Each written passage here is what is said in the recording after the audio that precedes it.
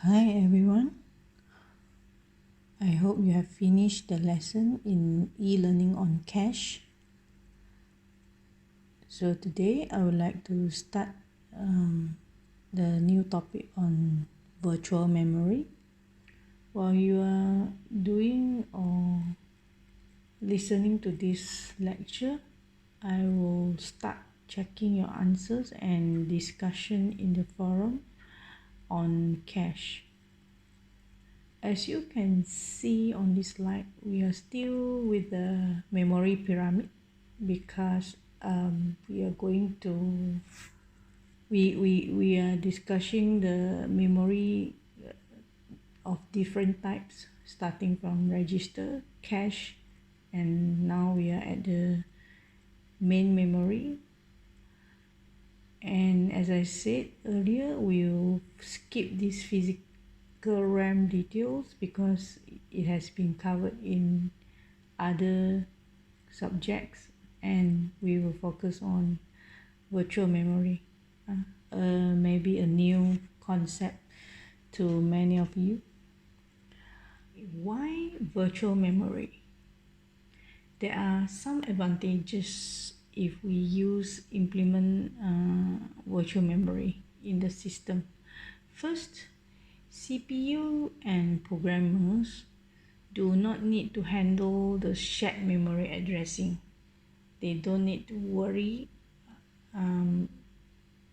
if they want to execute two programs. They don't need to worry how to address each of the program. So they just need to address or to start the address from zero for both programs. Again, the second advantage is the program size doesn't need to be limited by the real memory size.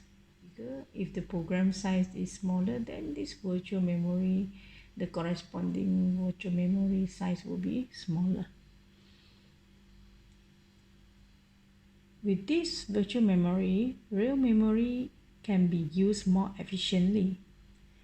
And of course, we need the help of MMU or Memory Management Unit, because MMU will keep track together with OS. MMU will keep track of the record of which portion of the program is loaded in the real memory, which portion will be unloaded based on the processor's request. Now let me explain the basic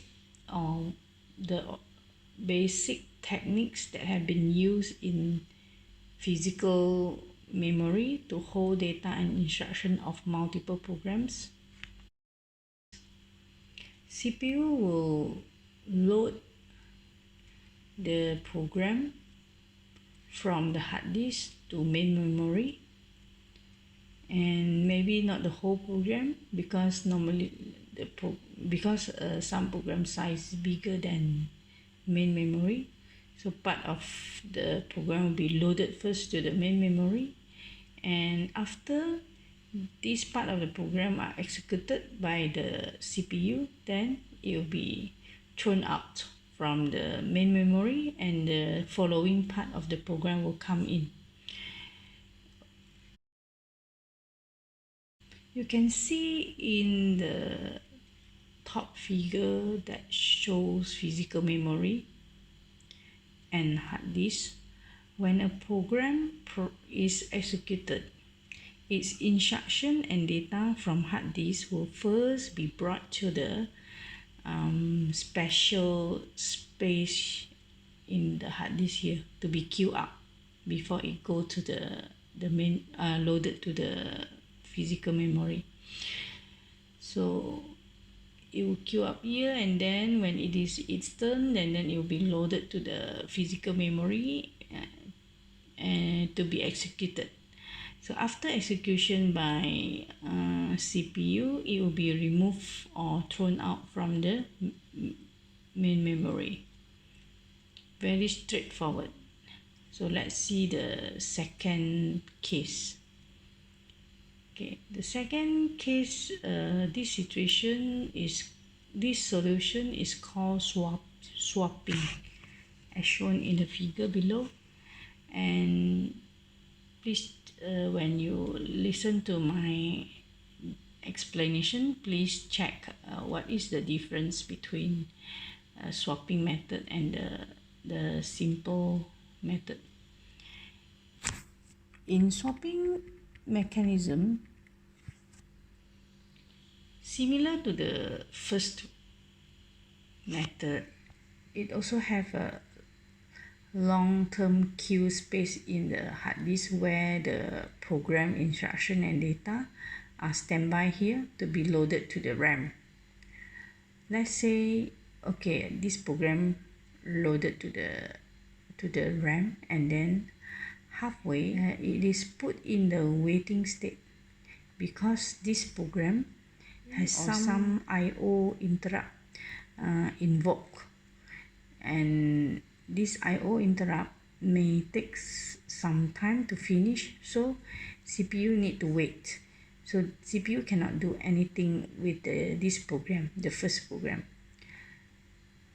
So this program is halfway, not yet finished, because the I/O interrupt need to finish first before CPU can continue executing this program.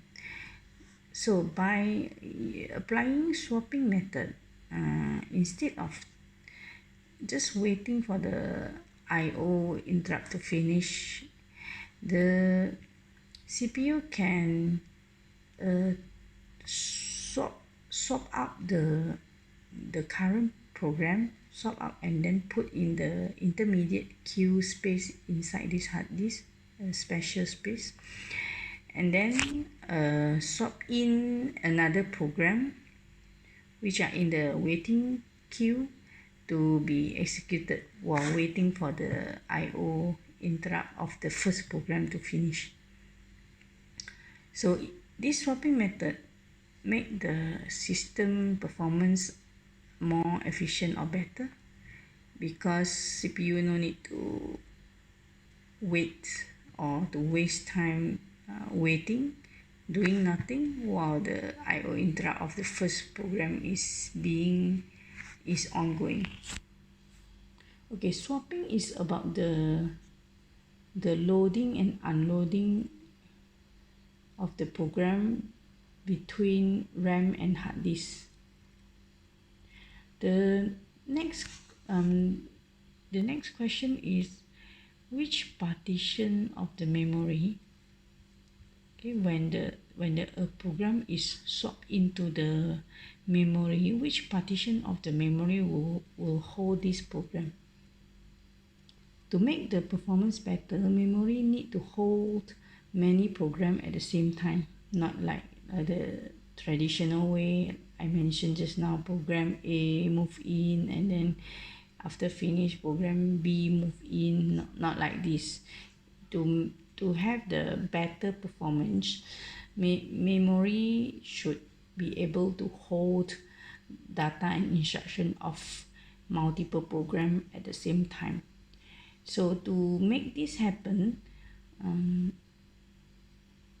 we need to divide the memory into many partitions, and different program can go to different partitions.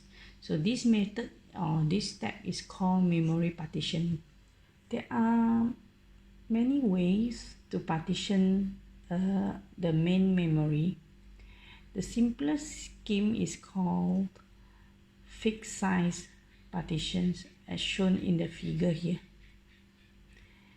Okay, fixed size partition, because the size like 8 megabytes or 2 megabyte and 4 megabyte here are fixed from the beginning, and it won't change halfway. That's why they are called fixed size partitioning. Fixed size partitioning can be divided into equal size partitioning and unequal size partitioning. For equal size partitioning, like the first case, each partition has the same size, like here 8 megabyte. Unequal size partitioning, can have a different size of partitions, but both of them have one similarity. The partition here are clearly separated from each other. That means this 8 megabyte region won't overlap with any region of this second megabyte region. Okay. Non-overlapping.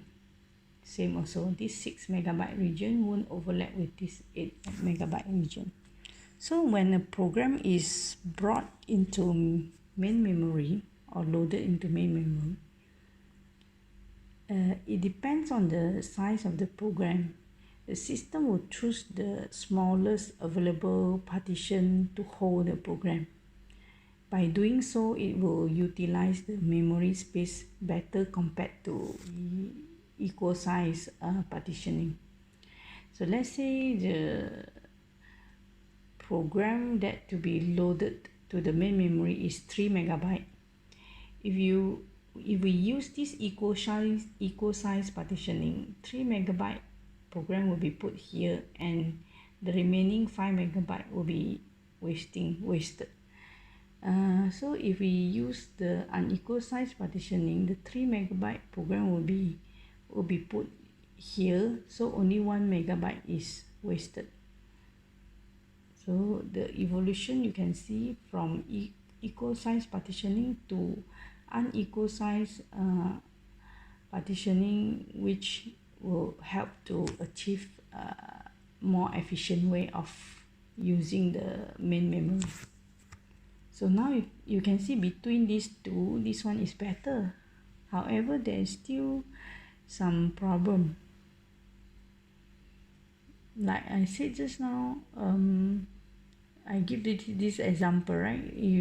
This 3 megabyte program is loaded here, and still there is the wasting of 1 megabyte. Okay? So this wasting, if we can avoid this wasting, then the performance will become even more better. So instead of continue using this fixed partitioning method, the dynamic partitioning method was introduced and proven to be better. Dynamic partitioning doesn't fix the size of the partition. So the size of the partition depends on the size of the program loaded to it. So here, for this example, the memory is 64 megabyte memory. So when the first program is loaded to this memory, it will take up the partition of 20 megabyte because the program size itself is 20 megabyte. Okay, and then the second program is loaded in, and it will take up 40 megabyte due to its size, and followed by the third program. And after these 3 programs are loaded to the main memory, the remaining memory is 4 megabyte only. We may not be able to use it because maybe the following programs that need to be executed by CPU is bigger than 4 megabyte. Okay, so let's say program 2 is executed, and halfway it is need to wait for some IO interrupt to finish, and in CPU can, as similar to the example given in the swapping mechanism slide, CPU can swap out this program 2 and then swap in the new program, which is program 4.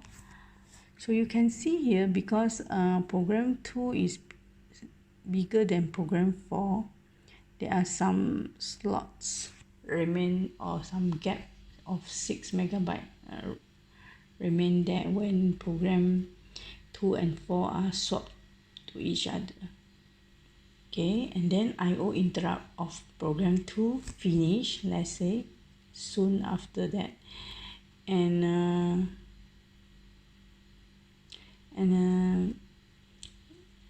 program 2 is ready to continue, but it cannot come in because program 2 has 40 megabyte in size, so there's no memory slots big enough to let the program 2 in to resume the execution. So you need to wait until here program 1 is finished, then there is a slot of 20 megabyte available, then only program 2 can come in and continue the execution.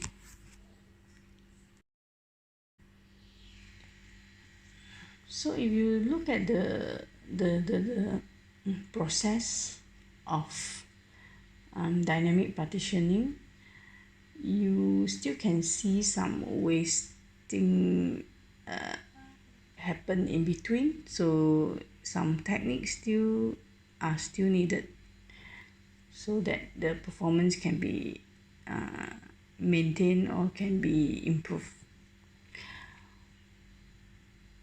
Okay, before we move to the next slide to see how further improvement can be made, I would like to raise one point here to link this slide to the role of MMU, Memory Management Unit, and OS. So in the basic technique of basic case, operating system or OS will update the base address inside this MMU. There is one register called relocation register, so OS will update this register with the base address, whereas MMU will take this base address, add with the logical address of the CPU to get the physical address of the real memory. So the formula to get the physical address is base address plus logical address. So this base address is stored in the relocation register, which means it can be changed, because if you as you can see here, process 2 in the partitioning, process 2 is stored here at this slot. So that means the base address is here, the base address. But after that, process 2, when it come back for the second time, it is loaded to this slot, different slot compared to the earlier one, and the base address changed now. So updating the relocation register with the correct and latest base address is an important step. And by the way, this MMU in this figure is separated from CPU, but as maybe I have mentioned in the cache lecture, memory management unit can be implemented as a separate module, or it can be implemented as part of the CPU. So as you can see, we still can see the wasting of the slot here in the process of partitioning. You can see that because just now the available memory partition is too small to load the program, or in other way you can say the program may be too big to be loaded to the available slot of the memory.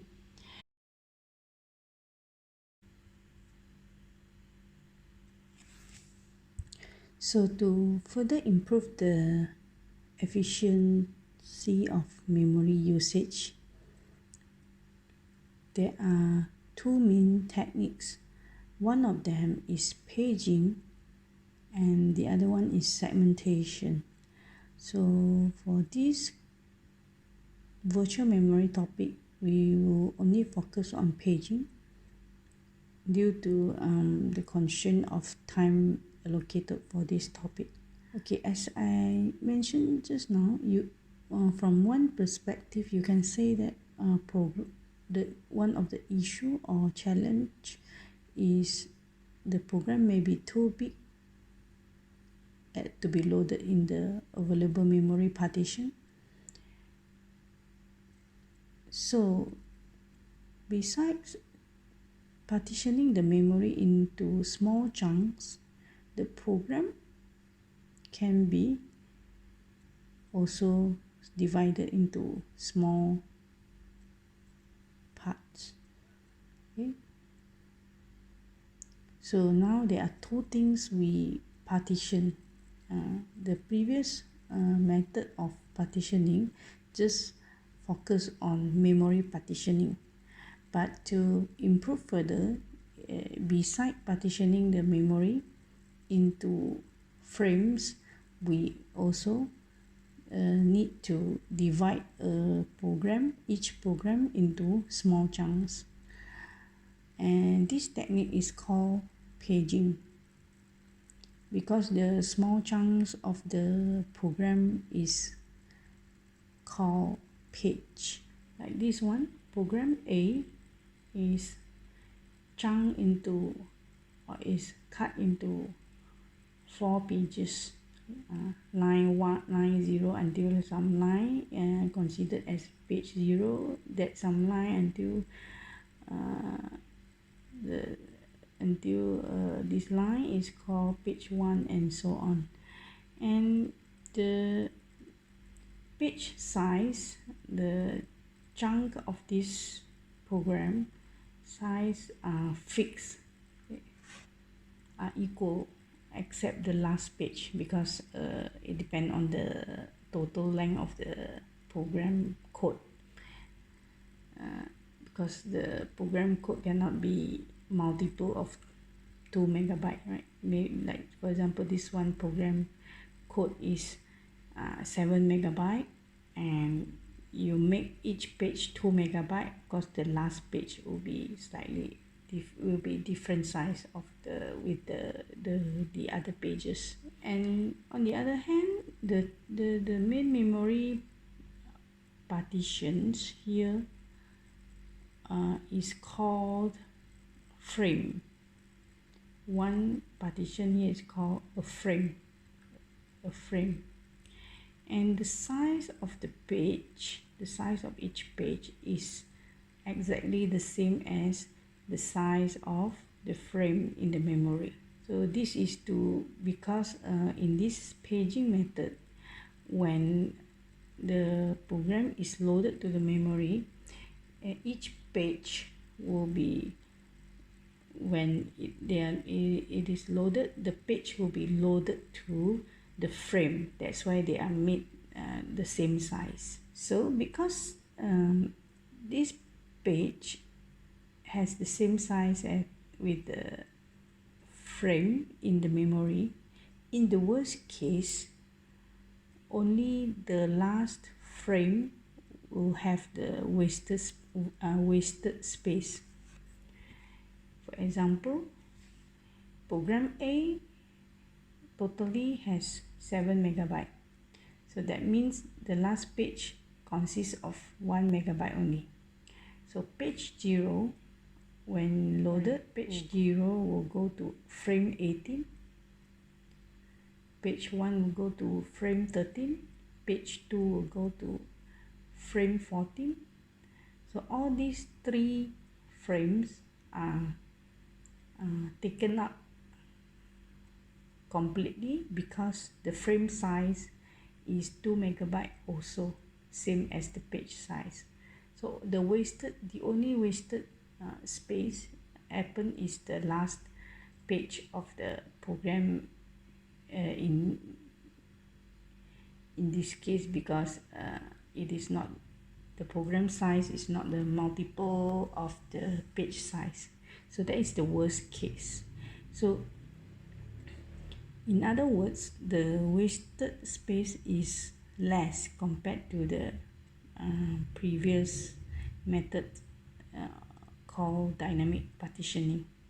Different page will go to different parts of the memory, and it does not necessarily follow the sequence of the program page, like in this case page 0, which is the beginning of the program, start at the later frame.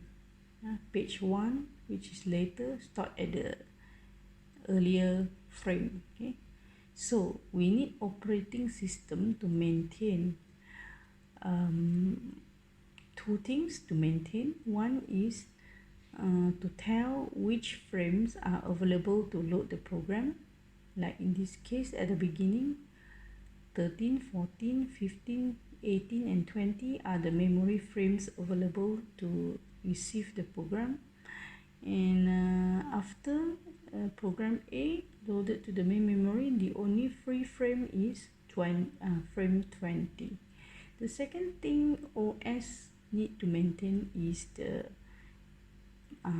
what we call the process page table, because as I said just now, the sequence of storing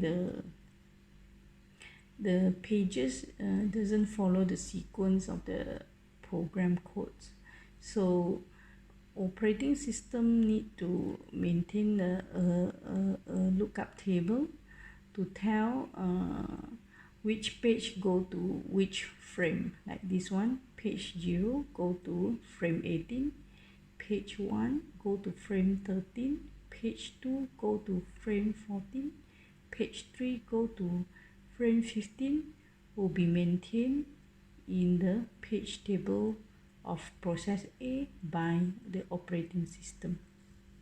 So by dividing a program into pages and the memory into frames, the system does not need to wait until a big enough memory partition is available before it loads the program. So you can see the difference.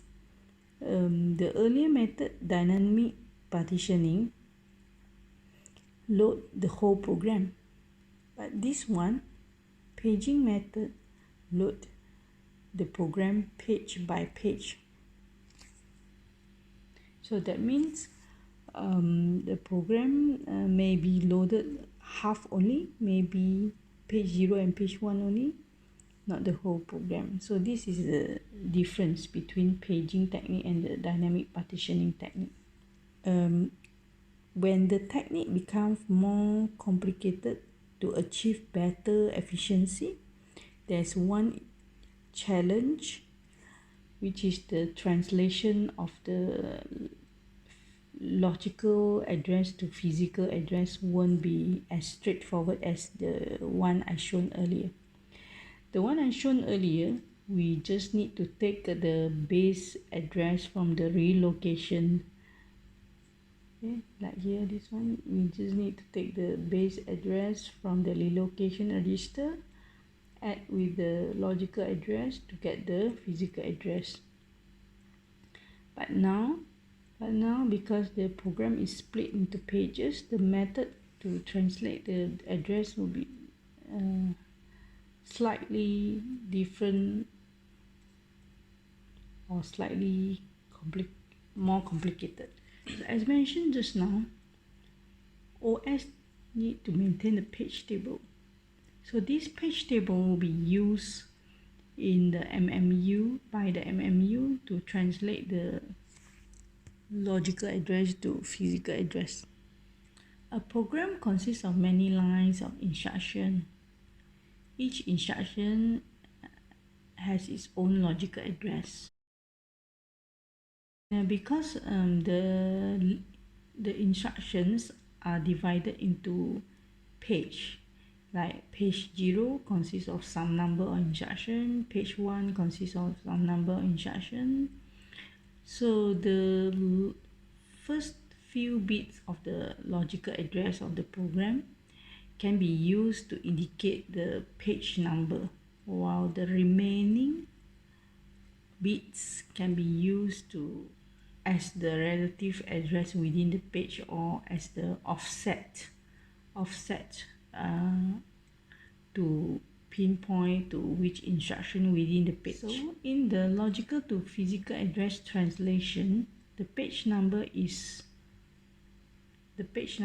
is extracted from the logical address and then use it to check in the lookup table to get the frame number of the memory where the page will be, or where the page is loaded. So this frame number will be read out from the page table to form part of the physical address, and the remaining bit of the physical address will be exactly the same offset of the logical address. So 130 of logical address, because 1 here means page 1, so when it refer to the lookup table, page 1 is stored at frame 13, so frame 13 will be taken out and put here to form the significant bits of the physical address 1330. The offset is the same because page is the exact mapping of the frame. So if let's say you are referring to the 30th byte of the page, actually you are referring to the 30th byte of the frame.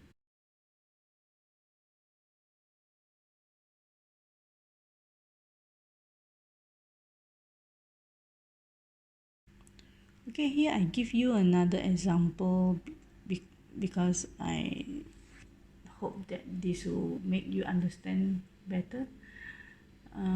Okay, this left side show a program. Let's name it program A again, that will be run by the CPU, and its compiled program has only information of the logical address shown here. Logical address 0, 1, 2, 3, 4, 5, 6, 7 until 15. So there are 16 lines of the instruction. Okay, this first line is A, the second line is B.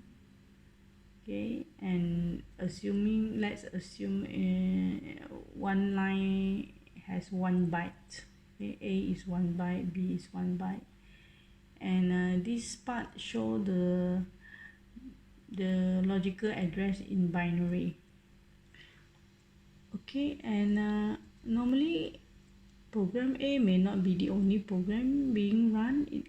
CPU can run many programs at the same time, and this example divide the program A into 4 pages. Okay, each page consists of 4 bytes, 1 byte, 2 byte, 3 byte, 4 byte. Okay, and when the program is loaded to the memory or to the RAM for execution, OS, as mentioned, will maintain the page table, so it will keep track of the frame of the RAM that hold each page. Like this one, page 0 go to frame 5, which means this page A, B, C, D will be loaded to frame 5, A, B, C, D here.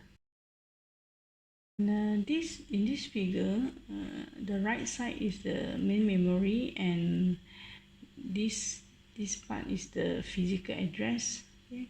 0, 1, 2, 3, 4, 5, 6, 7, 8, and so on. And I number the frames of the main memory here. Okay, so now let's look at how MMU utilized the page table to do the translation from logical address to physical address. Let's take this particular byte L as the example. Okay, because each page consists of 4 bytes, so we only need 2 bits at the least significant position. We only need 2 bits to represent the offset within the page. So A is at the offset 0 of this page, B is offset 1, B is located at offset 1 of this page, C located at offset 2 in this page, and so on. So we only need 2 bit, and the remaining bit at the more significant position represent the indicate the page number, like 00 indicate this is page 0. Okay,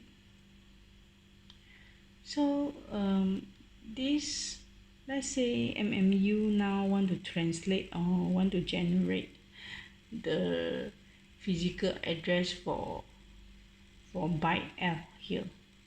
So the logical address for byte L is 1011 in binary, or 2 3 in decimal so the 1011 address is split into two parts, because as I said just now, the first 2 bit represent the page. So the first 2 bit I put in this box, and the last 2 bit represent the offset I put in the second box. Okay, so this 1011 indicate that the instruction is from page 2 offset 3. It will be the input to the MMU, and MMU will read, okay, that this is page 2, then it will refer to the lookup table and send out 1, which means frame number 1 as the output here, and offset, as I said in the first example, the offset to compose the physical address will be the same as the offset of the logical address. So the real address for byte L is 13, or in binary 0111. If you look at the whole thing, 0111, it mean the physical address in decimal is 7. Okay, so that means when this instruction is loaded, byte L or this particular line of instruction will be loaded at physical address 7. Okay. So in the cases where there are many programs executed at the same time by CPU, like program A, program B, program C, and so on, the memory will only handle some pages of each program, not all the pages, because the memory has limited size. So you can see the big difference with the paging technique and the dynamic partitioning. In the situation where many programs are being run and the program size may be bigger, there may be only portion of the program being loaded in the real memory. Okay, like this one, program B only has page 1 and only has page 1 here. Program C only have page 1 here, not the whole program or not all the pages. Okay, and this technique is called demand paging, which simply means each page of a process is only brought in when it is needed or when it is on demand. One important note is that with such demand paging technique, a program size like a program size can be bigger than the main memory, because we don't need to load all the whole program into the main memory, and the number of program can be also huge. So the swap in and swap out may happen also in the demand paging.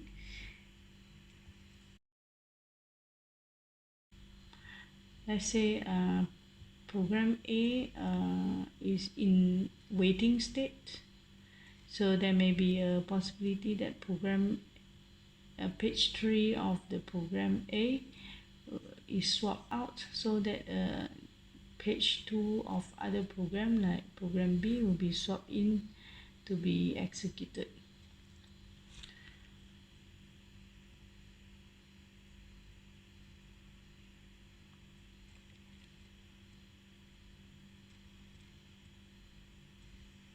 And in the situation where the program need some instruction absent in the main memory, still in the hard disk, that situation is called page fault.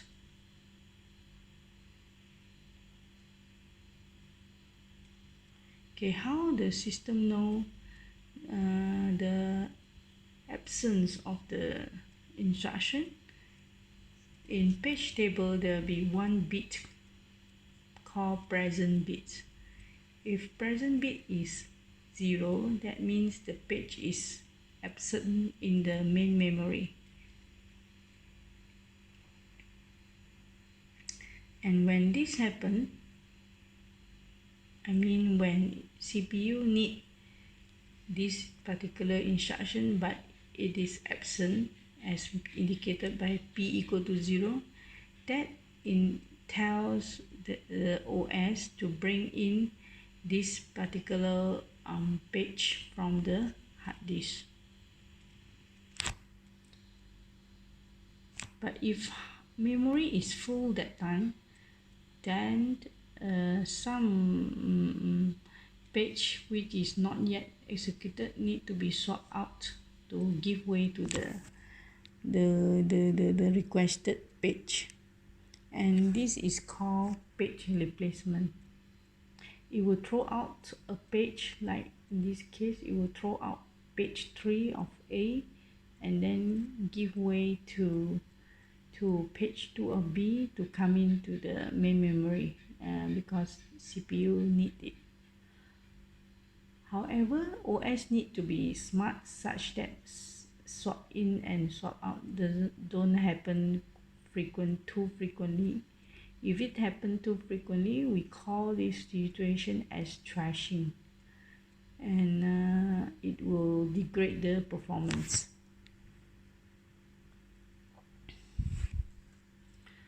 Okay, it seems that so far demand paging give a better performance as long as the CPU, the operating system can handle, can control the thrashing or limit the thrashing.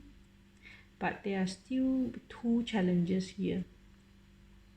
The first one is the size of the page table, because as mentioned just now, CPU can execute multiple programs. If we have multiple programs like program A, B, C, each program has its own page table. So 3 programs mean there will be 3 page table.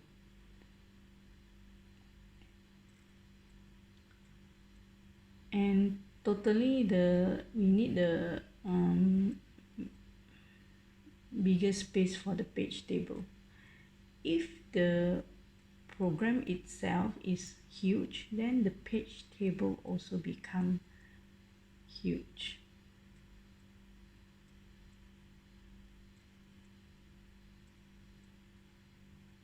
When the page table become huge, then the searching process will become more time consuming. When MMU is translating the address by looking up in this page table for the frame number, so you need to search from top to the bottom, so it will be more time consuming if the page table is big due to the bigger program size. Okay, where do these page table where are these page tables stored? All these page tables will take up some space in main memory. So if there are many programs, there are many page tables, that means bigger RAM space is needed to hold this page table.